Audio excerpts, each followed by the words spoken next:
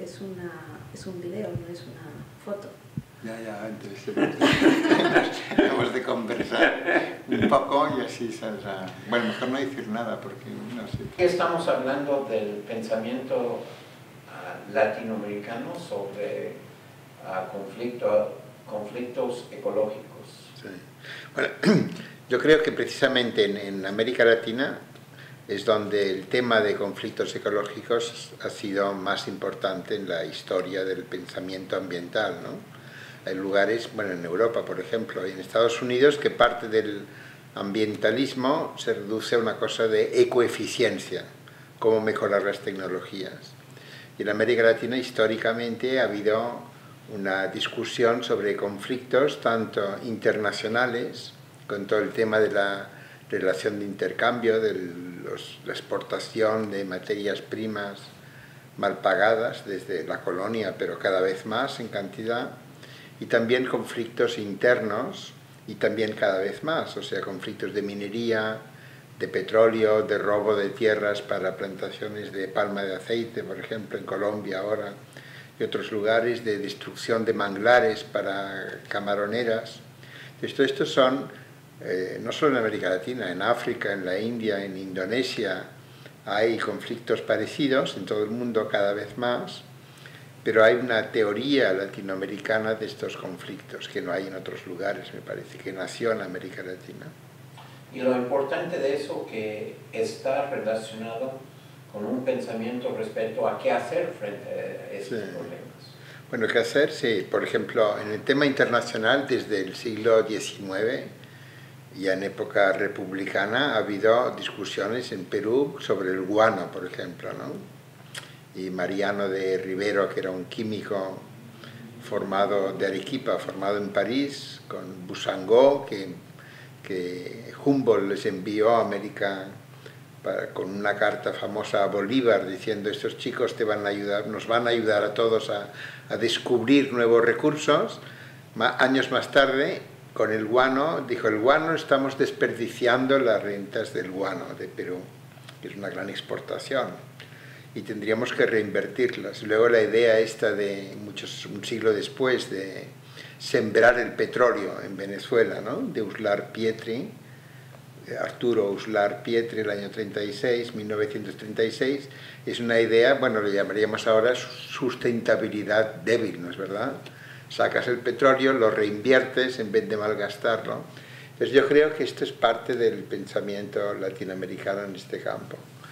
Y también en cuanto a ideas locales, por ejemplo, nació en América Latina el año 1995 la red que se llama Oil Watch, entre Ecuador y Nigeria, sur-sur, para protestar por el daño por la extracción de petróleo en la Amazonía o en el delta del Níger. Esto es pensamiento práctico latinoamericano. Lo mismo es en América Latina, donde hay una red que se llama OCMAL, el Observatorio de Conflictos Mineros de América Latina.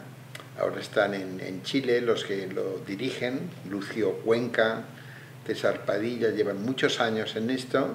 Son los grandes investigadores prácticos de conflictos mineros, tienen un mapa de 200 conflictos en este momento. Entonces yo creo que esto es, precisamente son latinoamericanos que han impulsado estas redes, y bueno, tú y yo sabemos que hay muchas más, ¿no? En Brasil, en México, y dan información, pero dan información para la acción, ¿no es verdad? O sea, lo que saben lo han aprendido en la práctica, hacen una teoría, dan materiales de investigación, y todo esto es para la acción, para la resistencia. Y lo bonito de esto es que la acción, la resistencia, se vuelve también una acción positiva hacia la construcción diferente en las comunidades y para los países. Claro, para alternativas, bueno, tú sabes más que yo de alternativas locales, pero hay muchas, ¿no? Y quizá una muy conocida ha sido precisamente nacida también del petróleo, del abuso del petróleo, en la propuesta del Yasuní ITT en Ecuador, que el presidente Correa subvertido internamente y también hubo falta de apoyo exterior, pero que es una idea vigente, porque no se puede sacar todo el petróleo, carbón y gas y quemarlo por el cambio climático. Entonces la idea de dejar el petróleo en tierra en lugares como el Yasuní o una parte del Yasuní en Ecuador, lo mismo en Nigeria, ¿no? Que a veces hablamos de yasunizar, pero también se puede llamar ogonizar, ¿no? De lo que en territorio ogoni en Nigeria hicieron.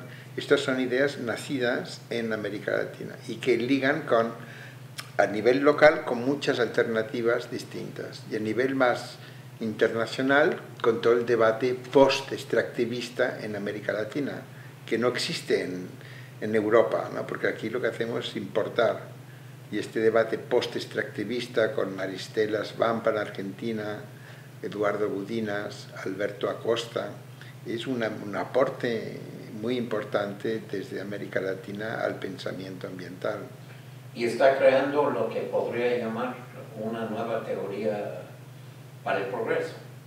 Bueno, sí, no sé si le llamaría una nueva teoría para el progreso, la palabra progreso, una nueva teoría para el post-desarrollo, o sea, excelente, para el buen vivir. Todo esto el buen vivir es una idea nacida, en fin, uno encuentra algo parecido en la India, en Aristóteles, pero el buen vivir o el summa causae, bueno, yo siempre digo que es algo que se opone con gente como Arturo Escobar, Gustavo Esteban en América Latina, a la idea de este desarrollo uniformizador que iba a abarcar a todo el mundo, que de hecho no se ha dado y que además acabaría todo en una manera de vivir californiana, ¿no?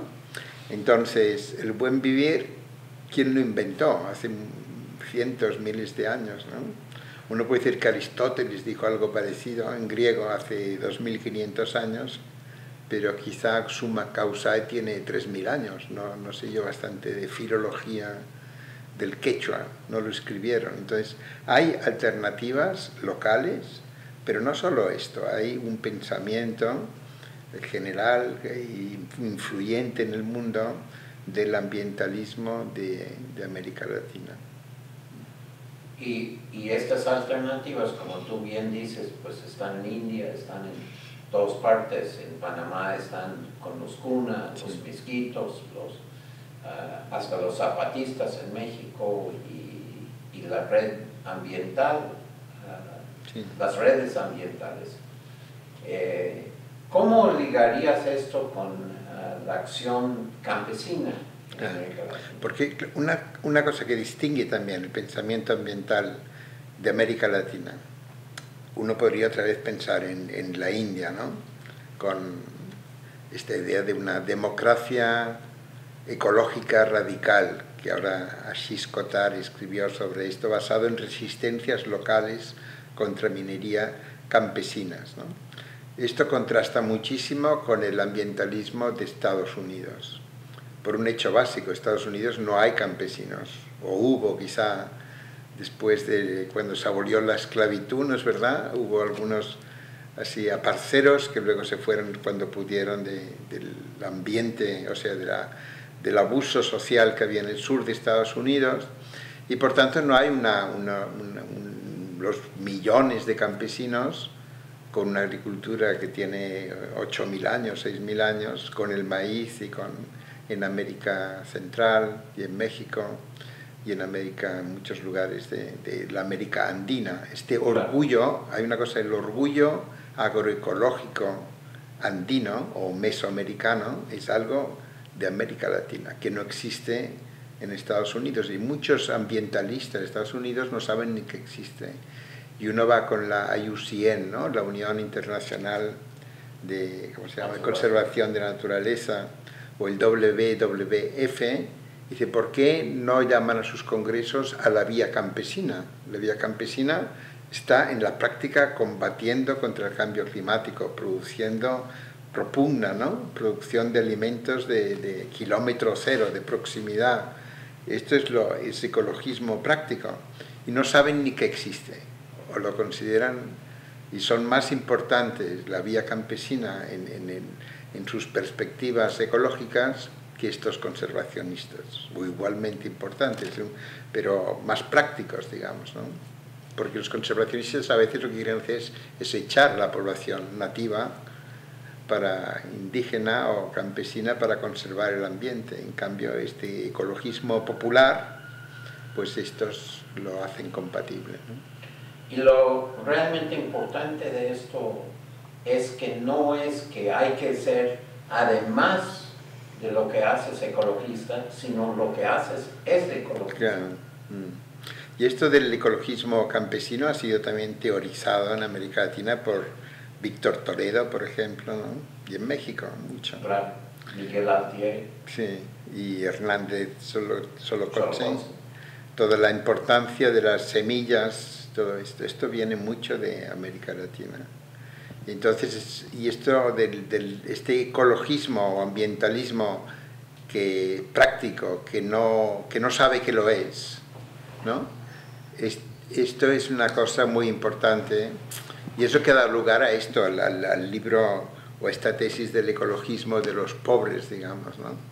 Bueno, que quizá no habría que decir los pobres, habría que decir el ecologismo de los empobrecidos o de los indígenas que defienden la tierra, defienden el agua, no porque hayan leído libros de ecología, sino en la práctica. Y muchas veces como mujeres en primera fila, porque se supone que tienen que cuidar de la familia, conocen más quizá el ambiente en muchos aspectos. Entonces este ecologismo popular, ecologismo de los pobres, es una idea de América Latina. Y Hugo Blanco, por ejemplo, el dirigente campesino peruano, el año 90 ya escribía artículos sobre el ecologismo de los pobres. Una época que fue senador y se encontraba en el Senado con todas estas reclamaciones antimineras de Tambo Grande, de Pambamarca, que todavía son vigentes en Perú. Bueno, para cerrar esto, y para los estudiantes que están escuchando esta conversación, ¿qué dirías sobre la forma en que este pensamiento latinoamericano tendrá que evolucionar para el futuro? Bueno, yo creo que el pensamiento ambiental latinoamericano lo que tiene que hacer es reforzarse y crecer más en las líneas que ha tenido, pienso yo. Una es esta admiración por la riqueza biológica de América Latina, que es de lo que llamaríamos recursos naturales, pero es mucho más que esto, ¿no? O sea, no es solo para la economía, es para la propia naturaleza. Esto es una cosa que a los europeos que llegaron a América, como Humboldt, por ejemplo, la maravilla del trópico, si quieres, pero no es una cosa romántica, es una cosa también de tantos conocimiento que puede uno ganar en América Latina, tantos ecosistemas distintos, y esto es lo que los ecólogos latinoamericanos han destacado. Jorge Morelo, que murió hace poco en Argentina, que estudiaba el Chaco. Cada ecosistema tiene un gran ecólogo o varios detrás. Y esto creo que no es distinto de la pobreza, digamos, ambiental europea en relación, ¿no?, comparativamente. Y esto además va ligado al conocimiento indígena, o sea, son tierras habitadas, que estaban más habitadas antes de la conquista que después, y mucho de este conocimiento se ha preservado, y esto es lo que está ahora en peligro muchas veces de desaparecer, ¿no? Esta es una parte. La otra parte es la parte de los movimientos campesinos y de conservación de la propiedad de la tierra, las reformas agrarias, todo esto, el MST en Brasil, ¿no?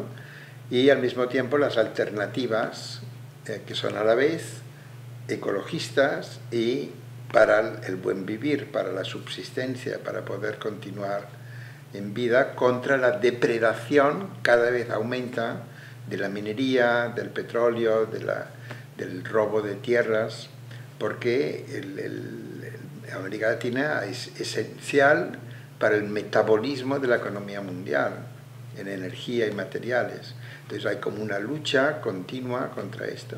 Y la lástima es que parte de los gobiernos de izquierda o de nacional populares de América Latina en vez de ponerse del lado del ecologismo popular, se ponen del lado del extractivismo, como pasa en Ecuador y como pasa tal vez en Bolivia también, y los neoliberales todavía más, ¿no? Como Santos en Colombia. Entonces la extracción de materiales nunca ha sido tan grande como ahora, y el conflicto entre ecologismo y esta economía que sirve para el exterior nunca ha sido tan fuerte como ahora. Por tanto, el pensamiento ambiental latinoamericano nunca ha sido tan relevante como ahora. Pues muchas gracias.